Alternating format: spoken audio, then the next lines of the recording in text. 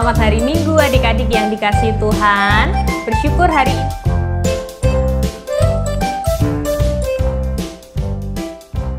Halo, selamat pagi adik-adik semua yang ada di rumah. Ketemu lagi sama Kak Tata di sini ya. Sekarang kita mau mulai ibadah sekolah minggu kita. Persiapkan dirinya, kita mau pujikan Tuhan Yesus di tengah kita.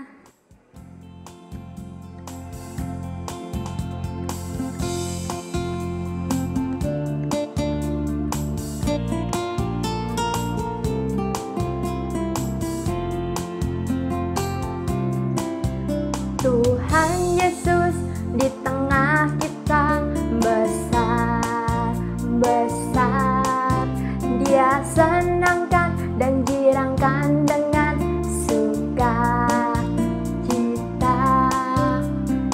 Dia mengasihi dan bersuka karena kita. Tuhan Yesus di tengah kita besar, besar, besar,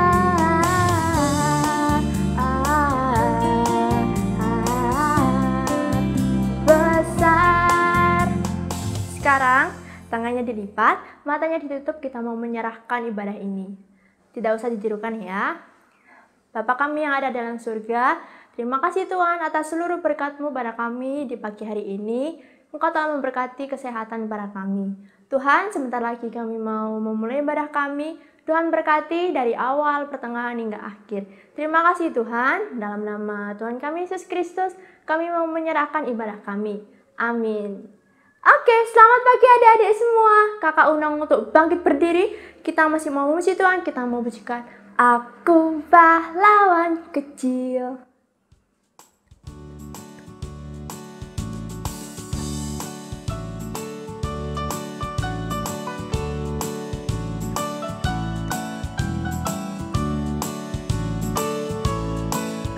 Aku pahlawan kecil, Yesus panglimaku. Tuhan di pihak kita, siapakah lawan kita? Tidak ada. Sekali lagi. Aku pahlawan kecil, Yesus panglimaku. Tuhan di pihak kita, siapakah lawan kita? Tidak ada. Oke, masih bangkit berdiri, kita mau pujikan hidupku bukannya aku lagi.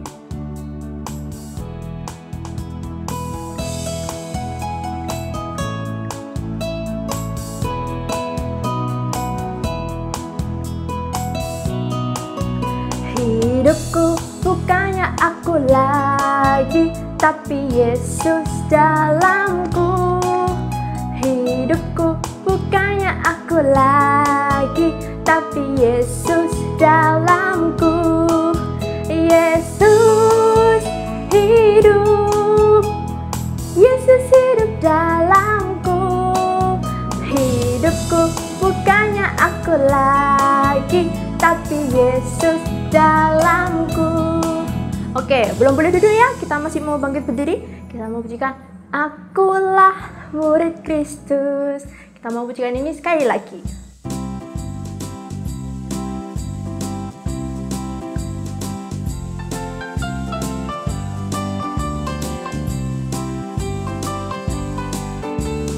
Akulah murid Kristus, belajar, berubah, dan berbuah bagi Dia.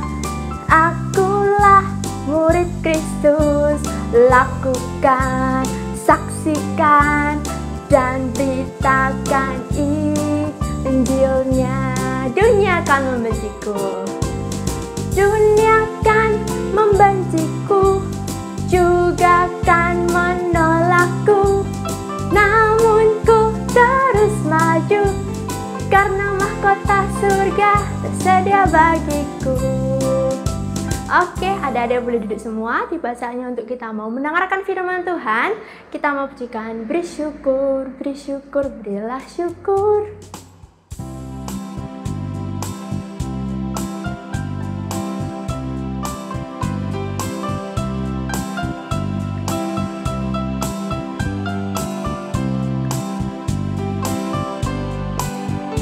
beri syukur, berilah syukur, beri syukur, susah ataupun senang beri syukur. Panjatkan doamu, segenap hatimu, kasihnya akan jadi milikmu. Oke, sekarang duduk yang rapi, dengarkan cerita dari Kak Reni. Selamat hari Minggu adik-adik yang dikasihi Tuhan. Bersyukur hari ini kita boleh memuji memuliakan nama Tuhan di hari Sabat ini. Kita akan bersama-sama mendengarkan firman Tuhan. Sebelumnya kita mau berdoa terlebih dahulu. Tangan dilipat, mata ditutup, kita mau berdoa.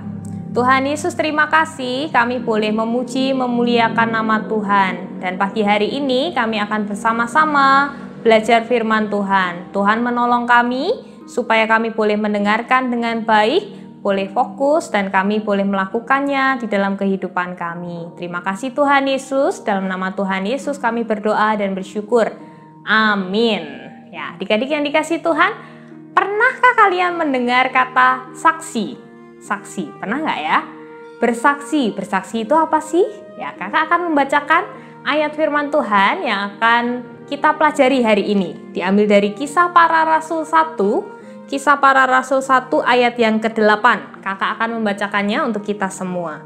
Tetapi kamu akan menerima kuasa kalau Roh Kudus turun ke atas kamu, dan kamu akan menjadi saksiku di Yerusalem dan di seluruh Yudea dan Samaria dan sampai ke ujung bumi. Nah, ada kata saksiku, kunya besar, berarti kunya Tuhan ya, saksi Tuhan. Menjadi saksi Tuhan itu bagaimana ya? Adakah yang tahu? Menjadi saksi Tuhan itu susah atau gampang ya? Ya, kalau menjadi saksi Tuhan itu apakah harus mengabarkan Injil kepada orang lain? Jawabannya adalah iya, betul ya. Jadi menjadi saksi itu menceritakan tentang Injil Kristus kepada orang-orang yang belum mengenal Tuhan. Nah, itu mudah atau gampang ya menceritakan tentang Tuhan Yesus?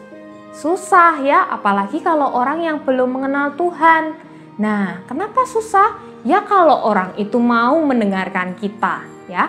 Ya kalau dia mau menyediakan waktu untuk mendengarkan kita. Nah, itu susah untuk mengabarkan Injil, untuk menjadi saksi Kristus itu tidak mudah. Tapi harus dilakukan karena firman Tuhan di ayat yang tadi kakak baca, kita harus menjadi saksi Kristus dimanapun kita berada. Nah, bagaimana cara menjadi saksi Kristus? Kenapa ya kok menjadi saksi Kristus itu tidak mudah? Karena orang lain mau melihat kita dulu ya. Kita kan orang-orang Kristen, orang-orang yang takut pada Tuhan, percaya kepada Tuhan. Nah, orang lain yang belum mengenal Kristus ingin melihat kehidupan kita. Kalau sudah jadi orang Kristen itu apakah masih suka marah-marah? Kalau sudah menjadi orang Kristen itu apakah masih suka berbohong? Kalau menjadi orang Kristen itu apakah masih usil-usil sama temennya, jahilin temennya, dicubit-cubit, dijewer ya? Apakah seperti itu? Kalau kita menjadi orang Kristen masih melakukan perbuatan yang nakal, orang lain nggak mau dengerin kita ya. Kita nggak bisa jadi saksi Kristus ya. Kita tidak mau, orang lain tidak mau mendengarkan kita menceritakan tentang Kristus karena melihat hidup kita dulu ya. Nah, mereka mau melihat hidup orang-orang Kristen dulu. Apakah orang yang sudah percaya kepada Kristus itu, apakah orang yang sudah Kristen itu hidupnya benar? Nah, di Alkitab juga ada kisah tentang seseorang yang menjadi saksi Kristus, yang dulunya belum mengenal Kristus, belum percaya kepada Kristus. Dulu orang ini menganiaya orang Kristen, tidak suka dengan orang Kristen. Jadi setiap kali ketemu orang Kristen, dia pukuli, dianiaya ya. Sampai akhirnya terjadi sesuatu dengan dirinya. Nah, ada yang tahu siapa dia? Dia adalah Rasul Paulus. Ya, Rasul Paulus ini dulunya pekerjaannya adalah menganiaya orang Kristen. Tidak suka orang yang percaya kepada Kristus dan mengabarkan Injil itu tidak suka ya. Jadi setiap ketemu dengan orang-orang Kristen, dia pasti akan menganiayanya, menjebloskan ke penjara, dipukuli, bahkan dia setuju ketika Stefanus itu yang martir itu ya, yang matinya diapain?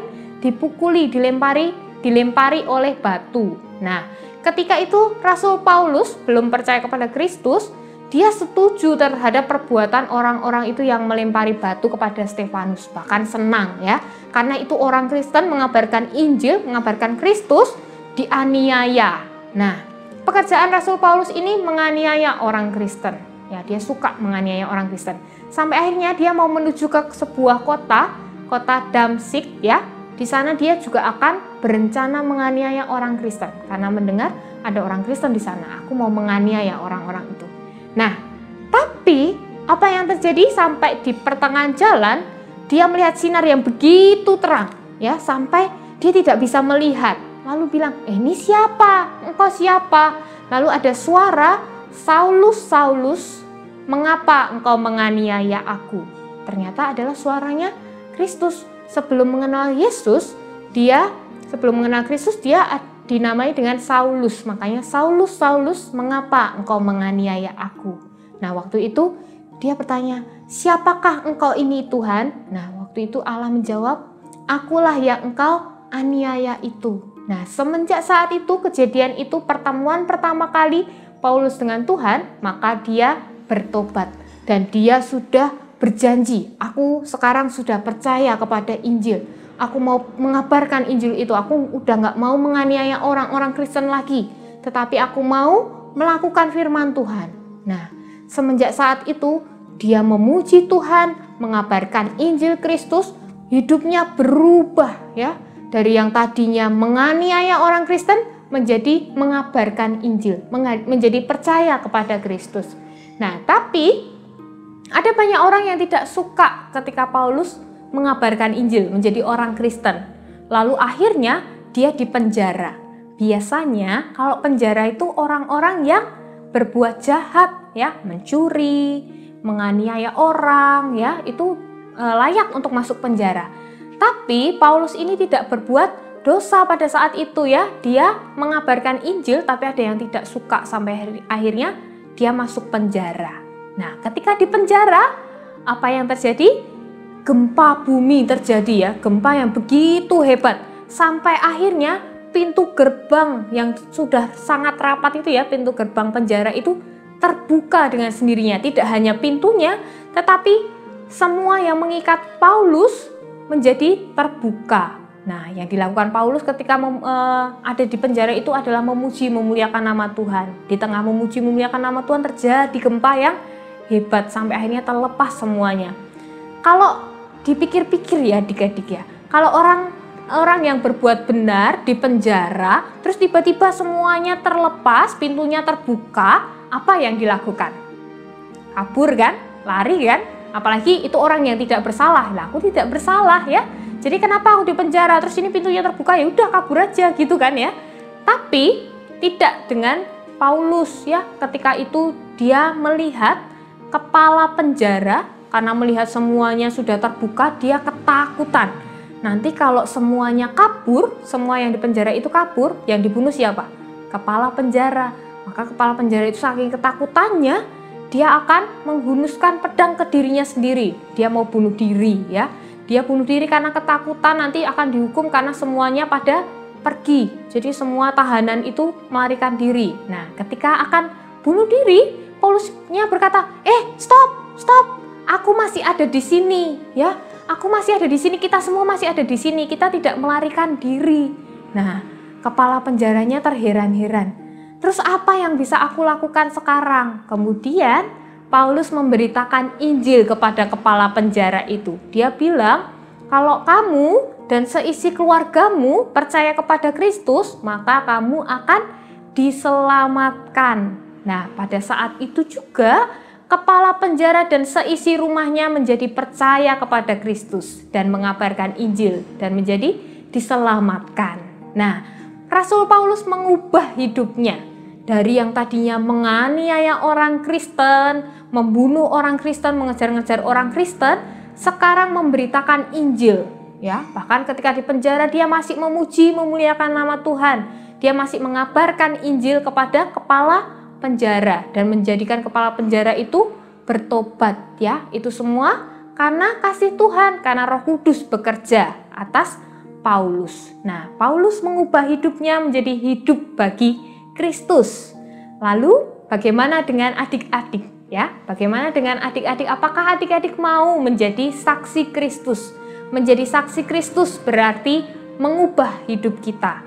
Hidup bagi Kristus, menjadi hidup bagi Kristus. Bukan lagi kita ya, bukan lagi hidup kita yang nakal. Kita sudah menjadi orang Kristen, tidak lagi berbuat dosa, tidak lagi ngusilin teman, tidak lagi berbohong, tidak lagi nakal ya, tetapi sudah diubahkan. Hidup kita adalah hidup bagi Kristus, berarti mengabarkan Injil, berbuat baik, berbuat benar, sehingga teman-teman adik-adik yang ada di sekitar kita yang belum percaya kepada Kristus boleh melihat, oh ternyata orang Kristen itu orang yang beriman, orang Kristen itu orang yang benar, orang yang hidupnya baik.